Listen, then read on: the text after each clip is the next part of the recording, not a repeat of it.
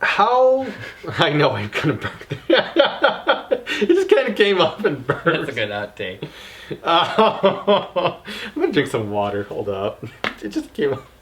I have like so much... For the next one, How much are you engaging your audiences in your tricks? So that's the question. So much struggle to get this question out. I was laughing earlier. How much are you engaging your audiences in your tricks or your material, routines, effects, whatever you want to call it? And this is something to evaluate because in Magic Castle, as I've described in my previous lecture, you can, or 2 previous lectures ago, you can check on my channel. It's under live stream or /recorded in my channel. So going back, engaging with your audiences, and are we doing enough of it, or are we doing it in our material? And I think it's pretty important. It's again is a difference, as I went through before, you know, whether it's showing this card, let's say 3 of hearts, and put on the table, and there's giving away even changes to the spades, versus in the same context, let's say we give a fancy cut, and we show the same 3 of hearts, false cut. Yeah. And then we ask the spectator, are you left-handed or right-handed? Left-handed. Left-handed? Hold out your left hand. Okay. And we place in the spectator's hand, and we say, just check this out. Okay. Go for it. And now we got a more magical effect.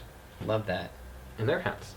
So that's the very basics of audience involvement, but also how can we involve them more in our show? How can maybe the audience can actually shuffle the cards occasionally where allowed, or maybe the audience can, you know, aside from just holding the cards, they can do the dealing process or be more involved, because it's one thing to just stare at a magician, them doing a trick and then doing all of it from beginning to end, and it's just like I just stare, I watch, I clap, thank you. That's just I want to say the word basic, you know, I'll say basic B. You guys can fill in the rest. It's just very basic, flatline. Where I make it more personal is where we interpersonalize it, or find a way to interpersonalize it with the spectator. In one example, like self-working card tricks, some of them can be very interesting because if you have the right one, self-working card trick, the spectator can do the whole process and you could just be chatting with them.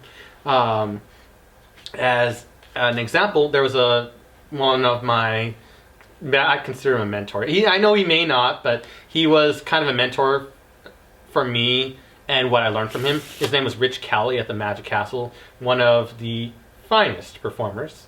In mostly, like he only did like in his entire show he only did 1 sleight, I believe. Maybe 2 or 3, but his entire show only 3 sleights. Most of his self-working, because he said, as I quote, I like doing, you know, magic that's self-working because I like to stare at the pretty girls. And he would mostly talk and personalize with them, and they would be doing all solo works while just staring at the pretty girls. And everyone was very lavish at the Magic Castle in all contexts. So it would be quite enjoyable, and I can imagine that for that reason it could be quite good. Other magicians would, you know, Magic Castle is just a place to mostly, and I'll probably say this multiple times, it's mostly a place to hone your craft, and maybe test your craft. But after that, Magic Castle doesn't tend to offer anything beyond that necessarily.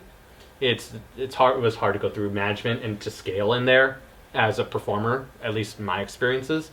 So it is a place to sort of test out your stuff, almost like an academy, like that way, like try stuff out. Try stuff out, essentially. But once you've tried it out and you already know it works, or you already have the confidence, then Magic Castle, you know, it's more of just a place to enjoy shows, because now you want to take it to the next level and create a business out of it. Right. You've got your confidence. You can graduate from it.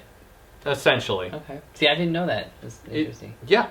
And because, you know, multiple reasons, but Magic Castle is a business. Sure. And you also have to realize the business aspects of it, where it can be limiting through the trade-offs, per se. Lots of winking. Yeah. And if you create your own business, then you can be able to create your own context and your own trade-offs, and be able to possibly do much more than your own income. Than your own income, or what Magic Castle is currently allowing you to do.